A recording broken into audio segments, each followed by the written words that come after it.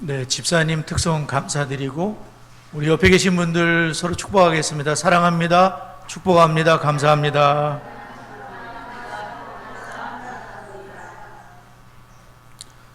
우리 민수기의 말씀으로 우리 자녀들을 축복하도록 하겠습니다. 시작. 여호와는 다은이와 성은이에게 복을 주시고 다은이와 성은이를 지키시기를 원하며 여호와는 그의 얼굴을 다은이와 성은이에게 비추사 은혜 베푸시기를 원하며 여호와는 그 얼굴을 다은이와 성은이에게로 향하여 드사 평강 주시기를 원하노라. 그들은 이같이 내 이름으로 이스라엘 자손을 축복할지니 내가 그들에게 복을 주리라. 아멘. 딕식스를 시작하고 저희 교회가 2년차 야고보서를 4주에 걸쳐 저희들이 배우고 있는데요. 초등부 커리큘럼 교재를 봤더니 4주간의 내용은 믿음으로 살아내기라는 그런 제목으로 있더라고요. 성구는 야고보서 1장 22절 말씀을 4주에 걸쳐서 초등부는 성구, 주제 성구로 배우도록 되어 있는데 그 말씀은 너희는 말씀을 행하는 자가 되고 듣기만 하여 자신을 속이는 자가 되지 말아라. 이 말씀입니다. 이거를 이제 초등부 친구들은 4주에 걸쳐서 이제 핵심 구절이 야고보서 1장 22절 말씀이었어요. 그래서 저도 이렇게 살펴보는 중에 이게 핵심 구절이었구나. 너무나 딱 맞는 그런 말씀이라는 생각이 들었어요. 말씀을 듣기만 하면은 속이는 자가 되는 거다. 말씀을 행하는 자가 돼야 되는데 오늘 같은 경우는 특히 우리가 말에 대한 것을 첫 번째로 배우게 돼요. 그리고 과연 우리의 인생을 어떻게 지혜롭게 살 것인가. 하늘의 지혜, 세상의 지혜가 아니라 하늘의 지혜를 살 것인가가 두 번째고, 그렇게 하기 위해서 우리는 하나님을 가까이 하고 또 하나님께 순복하는 그런 삶을 살아야 되는 게 세 가지인데 내용은 상당히 많습니다. 그러나 그 중에 한 가지라도 우리 마음에 와닿을 수 있다면 너희는 말씀을 행하는 자가 되고 듣기만 해요. 자신을 속이지 말아라. 듣기만 한다면 의미가 없을 수도 있습니다. 그래서 우리가 오늘부터 우리의 말이 주의를 하게 되고 달라질 수 있다면 그분은 굉장한 축복을 받은 분이에요. 말이 달라질 수 있다면. 그러나 백날을 들어도 설교가 마음에 닿지 않는다면 아무 의미가 없죠. 네. 그래서 오늘은 야고보서에서 믿음과 더불어 행함에 대한 말씀을 우리가 듣게 되는데 거기 이제 초등부 교재에는 이런 것이 있어요. 하나님의 말씀은 우리가 하는 말을 절제하는 것이 왜 중요한지를 알려줍니다.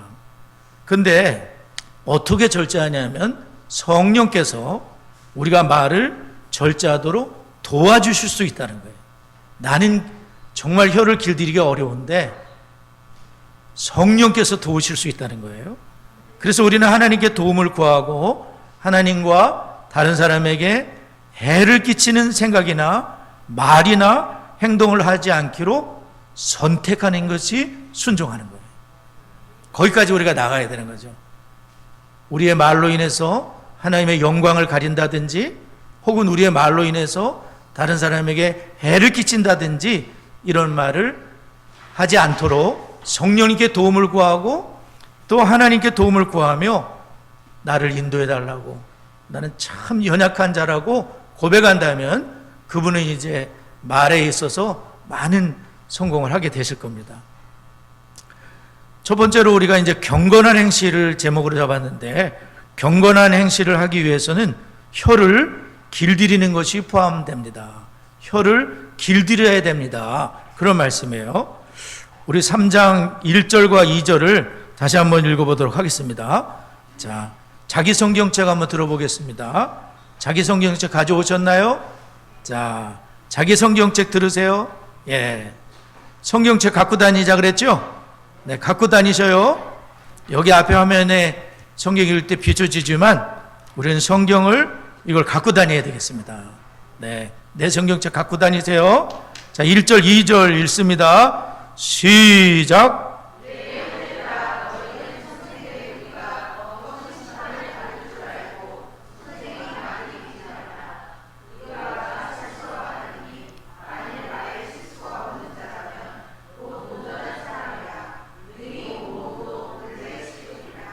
네, 야고보는 그 흩어져 있는 형제들에게 우리가 신앙생활, 특별히 핍박 가운데서도 신앙생활 하는데 참 중요한 것이 있다. 그것이 뭐냐면은 효에 대한 것인데, 그래서 많이 선생이 되지 말아라, 이렇게까지 말을 하면서, 또 선생이 되었다면 그 행함으로 온전함을 보여줘야 된다, 이렇게 말씀하고 있어요. 그래서 우리가 신앙생활에서 많이 실패하는 것 중에 하나가 말입니다. 말. 가정에서도 많은 상처를 주면서 살 수가 있어요. 부부지간에, 부모 자식 간에 상처가 많습니다. 이 말로 찔러대고 깊은 상처를 낼 수가 있어요. 그렇기 때문에 예수를 믿고 성령 받은 하나님의 사람들은 이 혀에 대해서, 위력에 대해서, 이게 선한 위력도 있고 악한 위력도 있습니다. 그래서 이걸 우리가 잘 깨닫고 오늘 야고보, 예수님의 동생을 통해서 특별히 주시는 말씀 우리가 잘 들어야 되겠습니다. 그래서 이 야고보는 이 혀의, 말의 위력의 세 가지를 이렇게 말씀하고 있는데, 여기 보면 3절부터 이제 6절, 5절, 6절까지 나와 있는데요. 이 혀는 어떤 그 작은 것에 불과하지만, 셋치혀라 그러잖아요. 작은 것에 불과하지만 큰 것을 자랑하게 되는데, 말에 대한 비유를 했고, 그 다음에 배에 대한 비유를 했고, 그 다음에 불에 대한 비유를 했어요. 그래서 말 같은 경우는 몸무게가 1000파운드, 453kg 정도 되는데, 재갈을 여기다가 입에다가, 말의 입에다 물려가지고 끈을 대서 주인이 이렇게 끌면 일리 가야 돼요. 아프니까.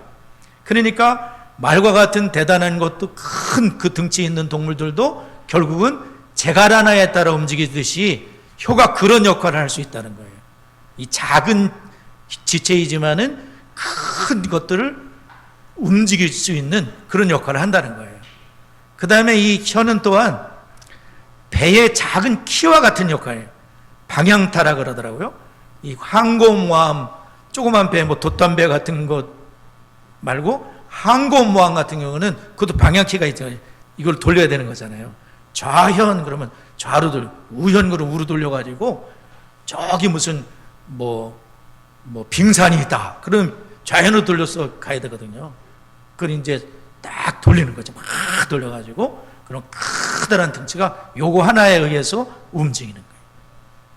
뒤에 달려있는 방향키, 요렇게 가고 이렇게 하는 게 작은 것에 불과하지만 항공모함도 움직일 수 있는 것은 그 작은 혀와 같은 작은 게 항공모함도 움직일 수 있다는 거예요.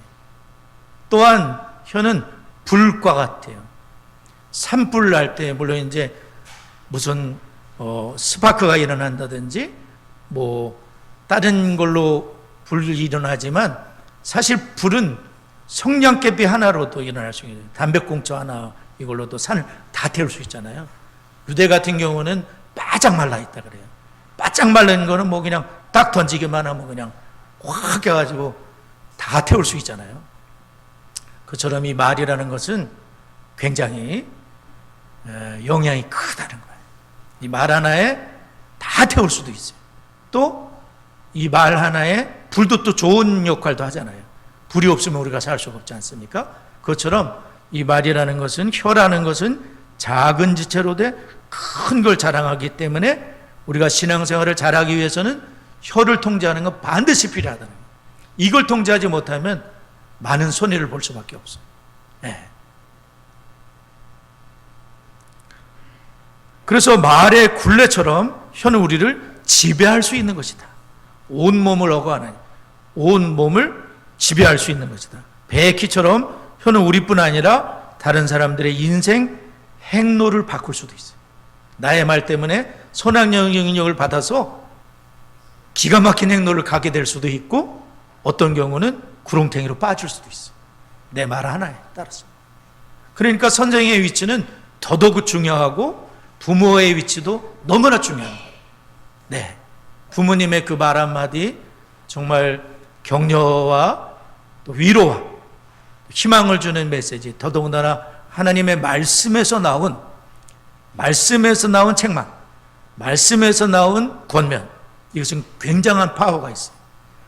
단순한 부모의 말이 아니라 말씀으로 되어진 권면은 대단한 힘이 있다는 걸 아셔야 돼요. 하나님의 말씀은 살았고 운동력이 있어 자원에서 어떤 것보다 예리하여 혼과 영과 및 관유가 울수를 찔러 쪼개기까지 하며 사람의 마음과 생각을 감찰하신다. 내 말이 불같지 아니하냐? 반석을 쳐서 부스러뜨리는 방망이 같지 아니하냐? 우리가 자녀들을 축복할 때에도 하나님의 말씀을 담아서 매일매일 우리가 하는 그것으로 말씀을 담아서 축복하면 그게 굉장한 축복이 있다는 걸 아셔야 돼요. 부모의 저주, 자식을 저주할까요? 너무 화딱지가 나면 저주할 수도 있죠. 그러나 그때 우리의 혀를 통제하셔야 되고, 정말 자녀를 진심으로 우리가 여호와는 그 얼굴을 자녀에게 비추사 은혜 베푸기를 정말 부모가 원한다, 이런 마음을 담아서 축복한다면 그 축복이 자녀에게로 가는 겁니다. 할렐루야.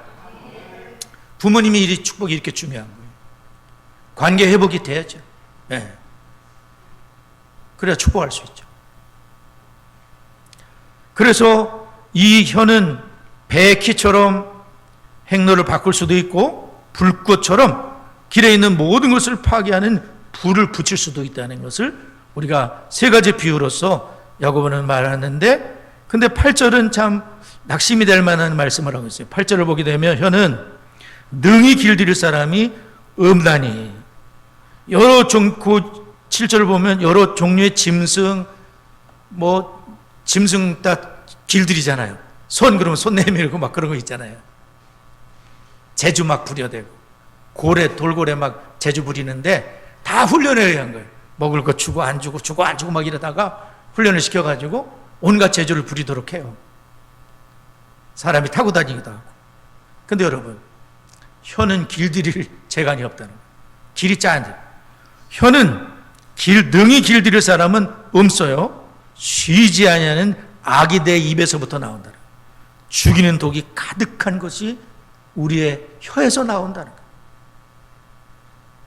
이 혀가 얼마나 사람을 죽일 수 있고 독이 가득한 말들이 있을 수가 있다는 거죠. 그렇다면 포기해야 됩니까? 그렇지 않습니다. 소도에 말씀드렸던 것처럼 우리 힘으로는 되지 않지만 성령으로 가능하다. 하나님께 나아감으로 가능하다는 거예요. 내 힘으로는 안 돼요. 내 힘으로 혀를 통제 안 되는 거예요. 성령께서 나를 주관하시고 성령께서 나를 인도하실 때 이것이 가능할 수 있는 거예요. 그래서 다윗과 같은 분도 뭐라고 고백을 했냐면은, 다윗과 같이 경건한 분이 뭐라고 고백했냐면 시편 141편 3절에 있어요. 여호와여, 내 입에 파수꾼을 세우시고 내 입술의 문을 지켜 주옵소서. 하나님께 기도를 드렸습니다.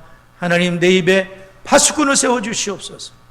내가 말을 함부로 하거나 상처 주는 말을 하지 않도록 격려의 말이 될 수 있도록 내 입에 파수꾼을 세워주시고 입술의 문을 하나님 지켜주시옵소서. 다윗과 같은 분도 기도를 드렸습니다. 그래서 입은 가장 큰 선과 가장 큰 악을 위해 양쪽으로 사용될 수 있다는 거예요. 우리의 입의 말을 통해서 가장 큰 선을 이룰 수도 있고 가장 큰 악을 이룰 수도 있다는 것을 우리가 알아야 되겠습니다. 민수기 13장 14장 늘 드는 예이지만 가나안 정탐꾼들, 그분들의 말, 또 백성들의 말, 여호수아 갈렙의 말, 하나님의 말씀을 이렇게 좀 생각해 봤어요. 10명의 말들은 가나안을 정탐한 다음에 그들은 우리보다 강하다, 그 땅은 나쁘다, 악평을 했다 그랬어요. 하나님은 적과 끓이는 땅이라고 이미 수차례 말씀하셨는데 그들은 악평을 했습니다. 거민을 삼키는 땅이다 그랬어요. 우리들은 그들 앞에 메뚜기와 불과하다. 신앙이 정탐할 정도면 지도자들인데 믿음이 없다 보니까 불신앙의 말들을 할 수밖에 없어요. 하나님이 주실 그 땅을 40일을 누비고 돌아왔는데 근데 결과적으로는 불신앙이 가득 차서 불신앙의 말을 했습니다. 여호수아 갈렙은 그 땅을 취하자 능히 이길 것이다 라고 얘기했어요. 딱 두 사람만 그런 얘기를 했습니다. 그때 온 회중은 그 불신앙의 말에 영향력을 받아서 10명의 정탐꾼의 영향을 받아서 밤새 통곡을 하며 모세와 아론을 원망했습니다. 애굽 땅에서 죽었거나 이 광야에서 죽었으면 좋았을 뻔했다. 여호와가 그 땅으로 우리를 인도하여 드려서 우리를 죽이려 한다. 우리 처자가 사로잡히리니 애굽으로 돌아가는 것이 낫겠다 하면서 이 배의 방향을 뒤로 돌리려고 했어요. 근데 이들의 말은 굉장히 두려운 말들이었어요.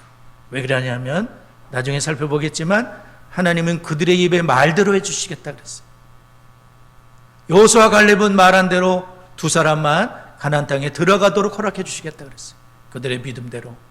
그러나 10명과 그들의 말에 영향을 받아서 원망했던 모든 회중 20살 이상짜리는 전부 다 광야에서 엎드러지고 그들의 말대로 들어갈 수가 없었어요. 광야에서 고생하다 죽었어요. 못 들어갔어요. 말 때문에 그렇게 됐어요. 믿음 때문에 그렇게 됐어요. 여호수아 갈렙이 그 말을 듣고서 우리가 두루다니며 탐지한 땅은 심히 아름다운 땅이다. 아니 거민을 삼긴 땅이라 그러는 사람도 있는데 심히 아름다운 땅이라. 여호와께서 우리를 기뻐하시면 우리를 인도하여 드리시고 그 땅을 우리에게 주시리라. 이는 과연 적과 그리는 땅이다. 여호와를 거역하지 말자. 그 땅 백성을 두려워하지 말자. 그들이 먹이라. 그들의 보호자는 그들이 떠났지만 여호와는 우리와 함께 하시지 않느냐 하면서 그렇게 여호수아 갈렙이 얘기를 했습니다. 온 회중은 화딱지가 나서 돌로 때려 죽이려고 그랬습니다. 돌로 치려 했습니다. 그때 하나님이 말씀하십니다. 나를 원망하는 이 악한 회중에게 내가 어느 때까지 참겠느냐. 이스라엘 자손이 나를 향하여 원망하는 바 그 원망하는 말을 내가 들었노라. 그들에게 이르기를 여호와의 말씀에 내 삶을 두고 맹세하노니 너희 말이 내 귀에 들린 대로 내가 너에게 행할 것이다. 다 하나님이 듣고서 그대로 행해 줄게. 그렇게 말씀하시는 거예요. 너희 중에 20자 이상으로 계수된 자 곧 나를 원망한 자의 전부가 여분네 아들 갈렙과 눈의 아들 여호수아 외에는 내가 맹세하여 너에게 살게 하라는 땅에 결단코 들어가지 못하리라. 하나님은 너희 말이 내 귀에 들린 대로 해줄게. 그러니까 우리가 만약에 자녀를 축복하지 않고 나쁜 말을 했는데 정말 그렇게 해줄까? 하나님이 그러신다면 아니죠. 부모가 자식이 그렇게 되길 원하지 않잖아요. 근데 너무 화가 나가지고 그런 말을 할 수가 있어요. 그럼 하나님이 너 정말 그렇게 네 자식 해줄까? 그러면 네 그렇게 해주세요. 그럴 부모가 어디 있습니까? 그죠? 그러니까 주님 우리 자녀를 정말 마음에는 잘 내키지 않는 게 있다고 하더라도 입의 말로써 그 얼굴을 비추사 은혜 베푸시길 원합니다. 그 향하여 드사 평강 주시기를 원합니다 하는 게 부모가 해야 될 일이죠. 그렇죠? 네.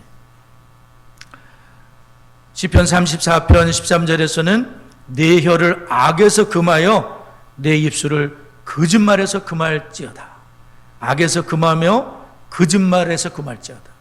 우리의 입술이 거짓말을 하지 않도록, 거짓말을 버리고 거짓 증거하지 말라. 거짓말이 내 입술에서 입으면 안 되죠. 네. 두 사람이 얘기하는데 두 사람이 틀려. 한 사람은 이렇다 하고 한 사람은 저렇다 하는데 둘 중에 한 명은 거짓말하는 거예요. 이면 안 되잖아요. 그죠? 우리 그리스도인들은 거짓말을 내 입에서 버리시고 하나님이 거짓말 한 번도 하시지 않을 거죠. 거짓 인생이 되지 않도록 우리가 하나님께 정직하고 또 입의 말이 얼마나 중요함을 입의 말 때문에 집을 다 태울 수도 있고 입의 말로 태울 집을 지킬 수도 있고 교회도 마찬가지고 그래서 우리는 이 입의 말이 굉장히 중요하다는 것을 오늘 배우게 되는데 그래서 오늘 제가 이 말씀을 드리는데 어제 이제 아내와 우리 사모와 가정 예배를 저녁 8시에 드리면서 좀 이렇게 이 말씀이 좀 우울한 말씀이 되지 않았으면 좋겠다고 하면서 희망적인 메시지를 전했으면 좋겠다. 그런 나눔을 가졌어요. 그럼 어떻게 우리가 선한 영향력을 미치는 그런 말을 할 수 있을까? 이사야 50장 4절입니다.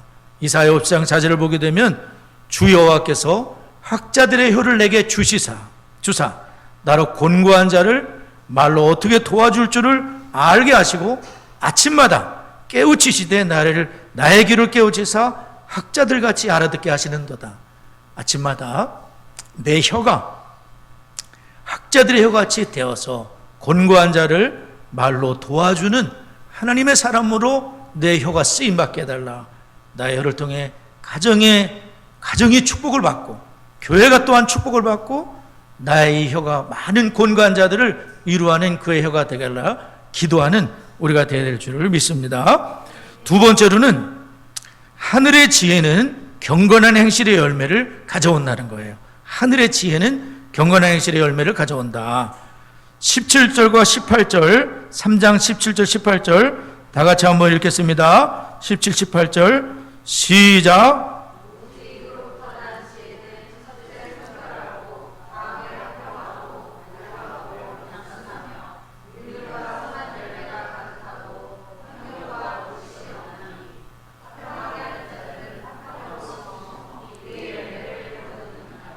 네, 지금 여기는 지금 이제 위로부터 난 지혜가 있고요, 땅 위에 지혜가 있다 그랬어요. 정력적이고 귀신적인 지혜가 있으며 위로부터 난 지혜는 열매를 보면 알 수가 있어요. 열매가 7가지의 열매가 맺혀져요. 첫 번째가 그분이 위로부터 난 지혜를 갖고 살고 있는 분이라면 그분은 성결한 삶을 살 수밖에 없어요. 첫째가 성결이에요. 이 성결은 하나님 앞에 사는 삶이죠. 구별된 삶이잖아요. 이 성결을 첫 번째로 쳤어요. 성결. 그 다음에는 화평한 삶을 살아요. 싸움하는 것은 위로부터 난 지혜가 아니죠. 그래서 이 화평케 하는 자가 하나님의 아들이라고 마태복음 5장에서도 팔복에서도 나오지만 우리는 항상 이 화평을 예수님께서 하나님과 우리 원수된 것을 십자가의 죽음으로 화평케 하셨어요. 그리고 사람 사이에도 우리는 화평한 가운데 우리가 살도록 하신 거죠. 화평의 열매가 맺게 돼요. 관용합니다. 양순하고요. 저 사람 불쌍하다라고 그치는 게 아니라 불쌍한데 도와주기까지 하는 거예요. 그것은 뭐냐면 선한 열매가 가득한 것을 말해요. 이분은 손과 발이 움직이는 사람인 거예요. 저 사람 불쌍하다는 긍휼인데 사실 긍휼은 하나님이 우리를 하늘나라에서 불쌍하다, 지옥 갈 백성도 불쌍하다 그러고 아무것도 안 하셨다면 그건 긍휼이 아니거든요. 근데 하나님의 긍휼은 독생자를 주시는 액션까지 가는 거예요. 선한 사마리안처럼 그래요. 제사장 레위인은 저 사람 너무 안 됐네. 아이고 나 어떻게 될지 모르니까 가자. 이거는 긍휼이 아니에요. 자비가 아니죠. 근데 사마리아에는 말에서 내려서 다가 자기도 바쁜데 다 돌봐주는 액션이 있었어요. 그걸 긍휼과 선한 열매가 가득한 삶이에요. 할렐루야. 우리 창성에 우리 성도님들 주의 긍휼을 우리가 받았으니 긍휼과 선한 열매가 가득한 복이 임하기를 축원합니다. 그냥 긍휼만 가지고 그것이 아니라 선한 열매가 따라오는 거예요. 그리고 편견이에요. 편견은 치우치는 걸 말해요. 편견과 거짓이 없는 거예요. 거짓말 여러분. 거짓말이 입에 붙으면 안 되겠죠. 어떤 분은 목사님인데 거짓말 자주 하시더라고요. 너무 거짓말을 잘해. 잘 몰랐었어요. 근데 새겨보니까 알겠어. 거짓말을 너무 잘해. 사기성이 다분해. 제가 저희 형님께 얘기했더니 형님이 그러시어요. 그 사기꾼이네 그러시더라고요. 근데 목사님이 그래서 제가 교제를 중단해야 될 것 같습니다. 예. 그런 분들 아셔요, 여러분? 사기꾼들 아세요? 크리스찬들이 사기꾼 되면 안 되죠? 거짓말 우리 입에서 싹 사라져야 되죠. 예. 그래서 우리는 위로부터 난 지혜로 하나님께 나아가서 위로부터 난 지혜로 힘입는다면 그분은 구별된 거룩을 갖게 돼 있어요. 성결하게 써야 돼요. 성결. 예. 화평. 용서를 잘하고 관용하고 어렵게 용서해 주시고 양순 착하고 그런 좋은 열매 7가지 열매가 맺혀질 수가 있어요. 그래서 어느 목사님께서 야고보 강해를 제가 읽어봤는데 그분이 우리가 어떻게 혀를 길들이며 주님 안에 하늘의 지혜로 살 것인가 그런 말씀을 하시면 첫 번째는 주님께 기도하는 것이다 그랬어요. 다윗처럼 하나님 제가 연약하니 내 입술을 지킬 수 없으니 파수꾼을 세우셔서 제 입을 지켜주시옵소서 내 입술의 문을 지켜주시옵소서 하면서 기도하였던 다윗처럼 하나님의 부리는 나의 연약함을 고백하고 하나님께 나아갈 수가 있어요. 사무엘하 16장 생각이 나더라고요. 시므이가 다윗이 지금 압살롬의 자기 자식의 난으로 도망을 치는 아주 너무나 힘들고 힘든 상황에 시므이가 사울의 족속인데 저주를 퍼부었습니다. 먼지를 날리며 계속해서 다윗 왕을 저주하고 또 저주하니까 옆에 있던 장군들이 목을 저 사람을 죽여버릴까요? 라고 했을 때 다윗이 뭐냐면 가만 놔두라. 여호와께서 다윗을 저주하라고 하신다. 여호와께서 명하신 것이다. 그렇게 하면서 하나님이 나를 저 저주 까닭에 불쌍히 여기시고 손으로 갚아주실까 하노라 하면서 시므의 저주를 다 들으면서 그 길을 가게 돼.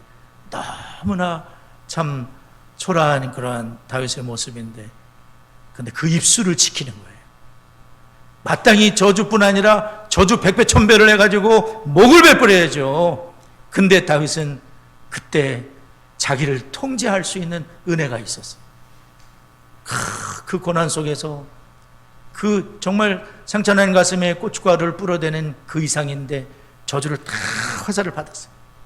그리고 입술을 지켰다는 거예요.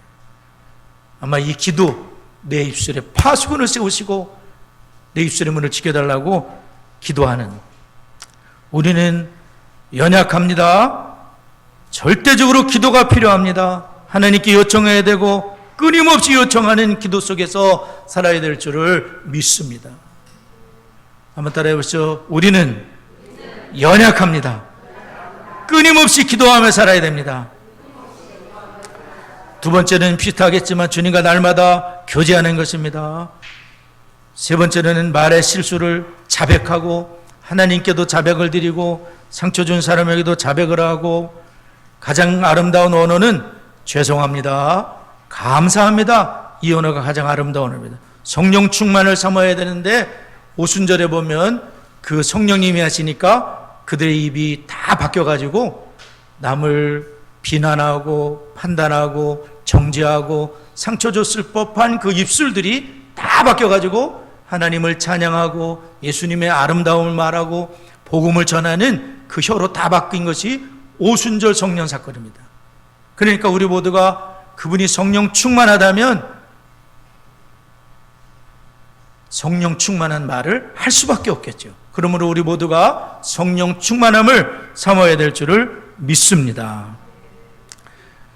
마지막으로 경건한 행실은 이기적인 욕망이 아닌 주님께 복종하는 삶이라는 것이죠. 우리 4장을 넘어갑니다. 4장 7절과 8절을 우리 한번 성경을 보고 다 같이 읽습니다. 시작.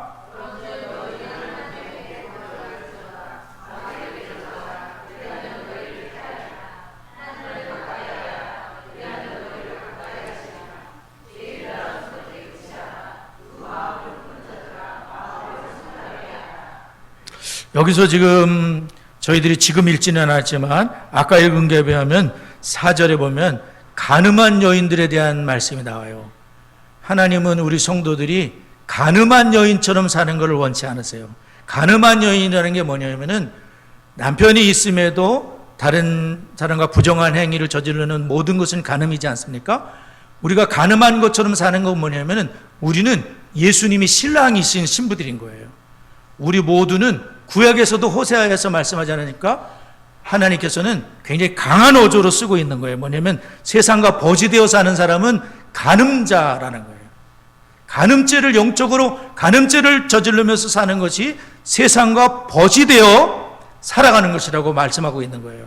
그렇기 때문에 우리는 하나님 예수님이 나의 신랑 되심을 알고 그 주님만을 사랑하는 그런 신부가 돼야 돼요.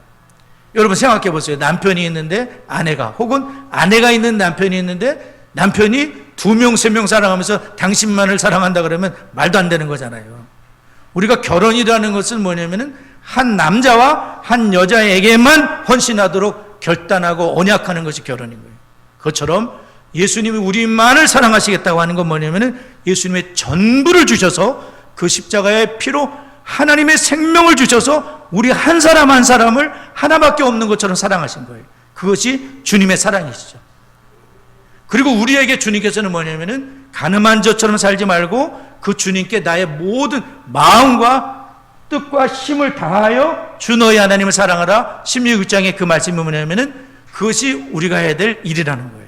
마음을 다하고 힘을 다하고 뜻을 다하여 주 너희 하나님을 사랑하라. 그것이 부모가 보여줘야 될 일이고, 자녀가 또한 마음을 다하고 뜻을 다하고 힘을 다하여 하나님을 사랑하도록 하는 것이, 자녀가 또 그렇게 되도록 하는 것이 디시스잖아요. 예수님도 마가복음 12장에서 신명기 6장의 말씀을 그대로 인용을 하신 거예요. 크고 첫째 되는 계명은 마음을 다하고 목숨을 다하고 뜻을 다하여 주 너의 하나님을 사랑하라 하신 것이요, 둘째는 이와 같이 네 이웃을 네 몸처럼 사랑하라 하신 것이다. 이렇게 말씀하신 거예요. 그러니까 신명기는 신명기로 끝나는 것이 아니라 마가복음까지 연결돼서 예수님이 그대로 인용하신 거예요. 구약과 신약이 바뀌지 않은 거예요. 더 깊어지면 깊어졌지.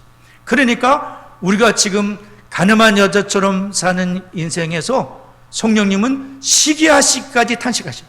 시기하시까지 사모한다는 건 뭐냐면은 성령님이 우리 안에 계시면서 계속 슬퍼하실 거예요. 어떨 때? 내가 너무나 세상을 바짝 쫓아갈 때, 모든 것을 다 쫓아갈 때, 하나님의 신부로 부름을 받았는데 세상과 너무나 친한 거예요. 아브라함은 하나님의 벗이라고 칭함을 받았는데 어떤 그리스도인이 세상과 벗이라고 칭함을 받으면서 세상에 너무 빠져 살게 될 때에 주님께서는 성령님이 슬퍼하시고 탄식하시면서 아무개야, 하나님만을 사랑하는 그런 신부가 되기를 정말 원한다. 성결의 열매를 맺으며 관용의 열매를 맺으며 화평의 열매를 맺으며 살기 원한다고 주님이 그렇게 원하시고 계시는 거예요. 예수님께서는 왕이시기 때문에 우리를 신하라고 칭할 수도 있으셨고, 예수님은 주인이시기 때문에 우리를 종이라고 하실 수도 있는데, 예수님은 우리를 그렇게 부르시는 게 아니라 주님은 우리를 너는 나의 사랑하는 신부다라고 말씀해 주는 거예요. 신부. 그게 뭐냐면은 부부가 됐다는 것은 뭐죠? 남편과 아내가 정말 사랑하는 관계로 살기를 원하는 것처럼 예수님과 우리는 친밀함을 원하신다는 거예요. 그래서 주님께서는 질투하시는 하나님이라고 말씀하시는 게 뭐냐면은 예수님을 정말 사랑해야 될 신부된 우리 성도가 너무나 주님께로부터 멀어지고 하나님을 가까이 하지 않고 세상과 가까운 삶을 살 때 주님은 너무나 질투하시고 너무나 안타깝게 생각하시고 그거는 미워하시기 때문이 아니신 것이죠. 그래서 우리는 항상 이 은혜 가운데 특별히 우리가 여기 마귀를 대적하라는 말씀이 나오는데, 마귀를 대적하는 게 우리가 월요일날 목사님들과 나눌 때 마귀를 예수의 이름으로 물리치는 것도 배웠어요. 예수의 이름으로 온수마귀는 떠나갈지어다, 그걸 배웠는데 제가 이제 다른 책으로 또 읽어보면서 준비하는 가운데 이런 게 있어요. 마귀를 대적하는 가장 큰 무기가 있어요. 그건 뭐냐면은 주님 앞에 6절의 말씀인 거예요. 그러나 더욱 큰 은혜를 주시나니 그러므로 일렀을 때 하나님이 교만한 자를 물리치시고 겸손한 자에게 은혜를 주신다 하였느니라.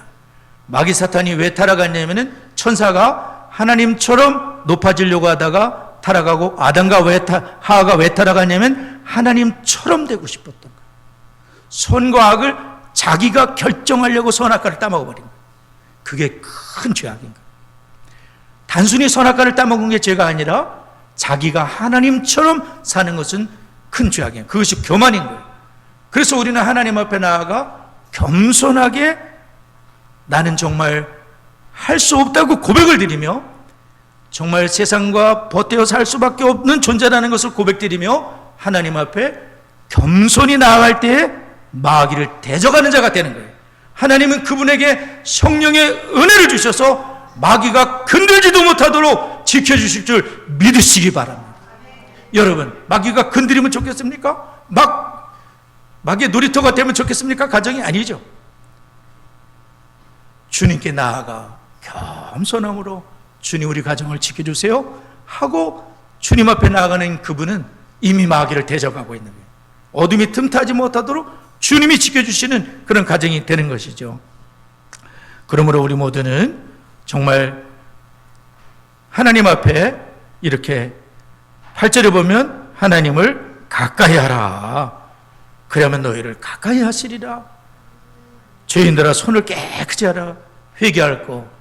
내 손으로 지은 죄들 철저히 회개하고 두 마음이 아니라 신부된 한 마음으로 마음을 성결하게 하며 그리고 주님을 떠나서 가늠한 자처럼 살았던 삶을 애통하라는 거예요. 슬퍼하며 애통하며 울지어다. 그러나 아무렇지도 않은 것처럼 생각하면서 또 그런 삶을 살 것이 아니라 정말 애통하며 울면서 내가 세상과 가까운 이 삶을 정말 회개함으로 돌아서고 나의 입술로 많은 죄악을 저질렀던 삶을 회개하고 애통하며 울며 그리고 서로 비방하지 말라. 비방하는 자는 하나님 자리에서 입법관과 재판관이 되어 자기가 판단하는 자라는 것을 기억하고 비방을 그치라 하면서 오늘 말씀하신 줄 믿습니다. 우리의 말에는 굉장한 힘이 있어요. 선한 힘도 있고 또 악한 힘도 있을 겁니다. 다른 사람을 먼저 생각하는 하늘의 지혜를 가지고 우리가 하나님께 구하고 세상의 벗으로 가늠한 자처럼 버젓이 신랑이 계심에도 불구하고 세상을 가까이 하는 그런 삶이 아니라 마음을 다하고 힘을 다하고 목숨을 다하여 하나님을 사랑하는 하나님의 신부, 예수님의 신부들로 살아가는 은혜가 있기를 바랍니다. 우리 다 같이 찬송하고 기도하겠습니다.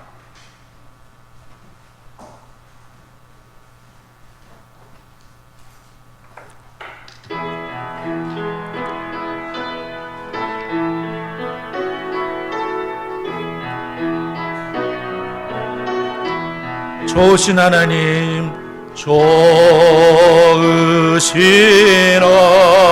하나님, 좋으신 하나님, 참 좋으신 나의 하나님. 우리의 기도를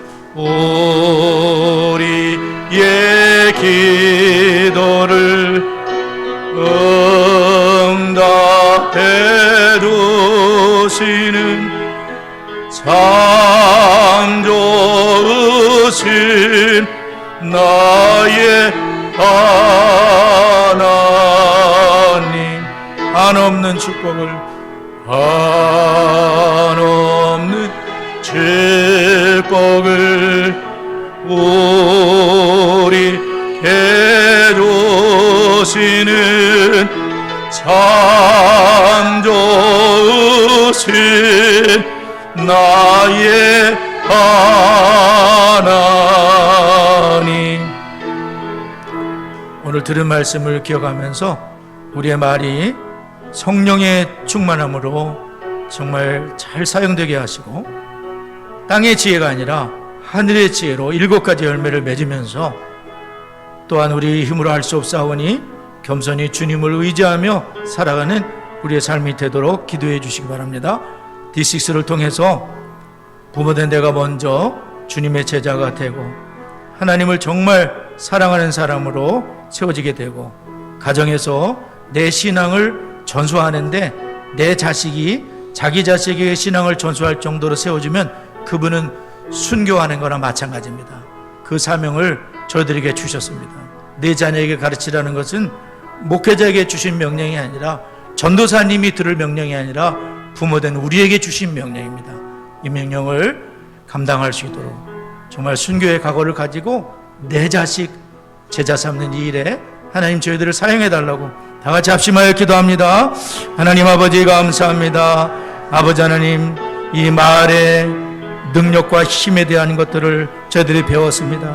하나님, 다윗과 같이 내 입에 파수꾼을 세우시고 내 입술의 문을 지켜달라고 기도하면서 또한 성령의 충만함을 받아 하나님의 큰일을 말하면서 기억에 쓰임받았던 하나님의 사람들처럼 주님 저희들에게 큰 은혜를 주셔서 아버지 주여 주여 내 가운데 선한 열매를 맺는 저희가 되도록 땅의 지혜는 다툼과 시기와 분노를 일으키지만 하늘의 지혜는 성결하고 화평함 간영하며 양순하며 하나님 아버지 정말 긍휼과 선한 열매가 가득한 편벽과 거짓이 없는 열매가 맺혀질 줄 믿습니다.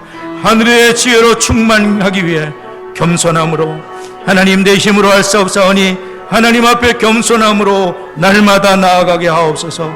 겸손한 자에게 더 큰 은혜를 주시는 아버지여, 하나님 앞에 마귀를 대적하는 겸손으로 나아가게 하시옵소서. 디시스를 통하여 부모된 저희들에게 주신 명령을 꼭 기억하게 하옵소서. 목사님에게 주신 것도 아니고 뛰어난 전도사님에게 주신 것도 아니고 바로 우리 부모들에게 주신 이 명령을 기억하며 부모된 저희가 먼저 뜨겁게 하나님을 사랑하게 하여 주시고 하나님을 첫자리에 모시게 하여 주시고 자녀들을 또한 아버지 자기 자녀를 세울 수 있는 데까지 세우며 순교하는 저희가 되도록 우리 하나님 인도하여 주시고 아버지여 쌓여 주옵소서. 하나님 이끌어 주옵소서. 세 번째 네 번째 기도합니다. 디시스 커리큘럼에 더 많은 부모님과 자녀가 동참하기를 원하며 교회와 가정이 동역을 하고 세대와 세대가 연결이 되며 신앙을 대물림하는 명문 가문들로 세워지도록 디시스 2년차 모든 과정을 은혜로서 진리로 인도해 주시고 목회자 영육간의 강건함과 성도들 또한 질병들을 치료해 주시고 다 같이 합심해 기도합니다. 하나님 아버지 감사합니다. 디시스 커리큘럼을 저희들 시작하고 더 많은 부모님들과 더 많은 자녀들이 또 참여하는 분들이 성실함으로 참여하여 하나님 아버지 말씀 앞에 거울 앞에 우리를 비춰보고 또한 이 말씀이 하나님 아버지 가정에서도 실천되어지며 삶의 현장에도 실천되어지고 아버지 교회와 가정이 반드시 동역하여 하나님 다음 세대를 세워야 되겠습니다. 하나님 또한 열할 연령의 세대가 세워져야 되겠습니다. 아버지 하나님 인도해 주옵소서. 우리 가정 정말 아버지 한 번밖에 없는 인생입니다. 아버지여 두 번 세 번 있지 않습니다. 명문 가문들로 잘 세워가는 은혜가 있게 하여 주옵소서. 2년차 모든 가정을 은혜와 진리로서 인도해 주셨길 원하고 기도합니다.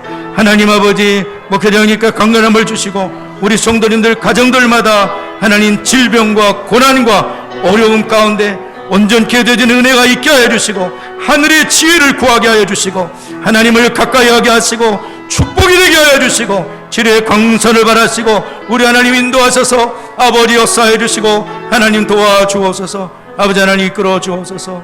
예수님의 이름으로 기도드립나이다. 아멘.